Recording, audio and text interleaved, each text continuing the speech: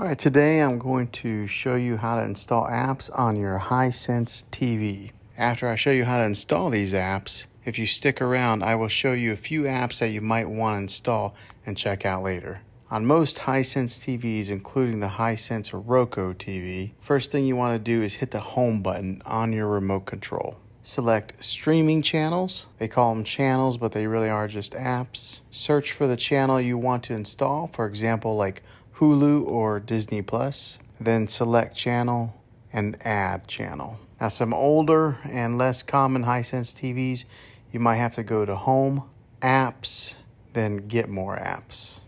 Now, here are a few apps I think you should check out. The first one is LowCast. This is for those of you who want to get local channels on your TV and you don't want to set up an antenna. Check this app out. 3 other free and legal apps that are worth checking out are Xumo, Tubi TV, and Pluto TV. Again, these are free apps and they have lots of movies, TV, and sports channels. Thanks for watching this video, guys. If it was helpful for you, go ahead and throw a thumbs up on this video and go ahead and subscribe to my channel. I make tech videos all the time and I'd love to have you back in the next one. Take care.